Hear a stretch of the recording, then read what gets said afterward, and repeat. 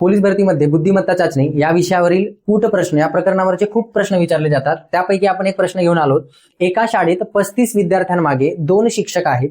जर त्या शाळेत विद्यार्थी व शिक्षक मिळून एकूण 481 जण आहेत तर त्या शाळेत विद्यार्थी किती? प्रश्न तुम्हाला समजला असेल. याचे 4 पर्याय दिलेले आहेत. प्रश्न कसा सोडवायचा लक्ष द्या. एका शाळेमध्ये काय होत आहे, 35 विद्यार्थ्यांमागे 2 शिक्षक आहेत, म्हणजे 35 विद्यार्थी आणि 2 शिक्षक म्हणजे एकूण किती? 37 लोकांचा एक काय असेल, गट असेल.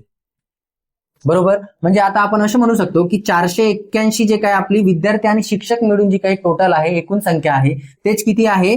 37. बरोबर. म्हणजे 37 लोकांचा एक गट होतो. एकूण लोक किती आहेत आपल्याकडे? 481. याला जर तुम्ही भाग दिलं तर याचा उत्तर येतं 13. म्हणजे 481 ला जर तुम्ही 37 ला भाग दिलं तर उत्तर किती येतं?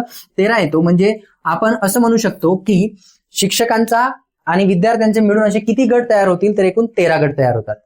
बरोबर. आता आपल्याला विचारलं काय आहे, तर आपल्याला विद्यार्थ्यांची एकूण संख्या विचारलेली आहे.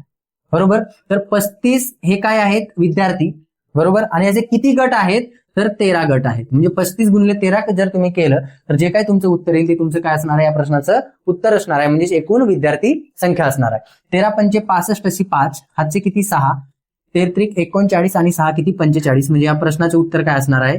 तर 455. म्हणजे पर्याय क्रमांक 3 हे या प्रश्नाचं काय असेल? उत्तर आहे. क्लिअर. जर तुम्हाला शिक्षक विचारलं असतं तर एकूण शिक्षक गट किती आहेत? 13 गट आहेत. बरोबर. आणि असे किती शिक्षक आहेत म्हणतो? 2. म्हणजे 13 गुणिले जर तुम्ही 2 केलं म्हणजे 13 दुणे किती? 26. तर जर तुम्हाला शिक्षक विचारले असते तर तुमचं उत्तर काय असतं? 26.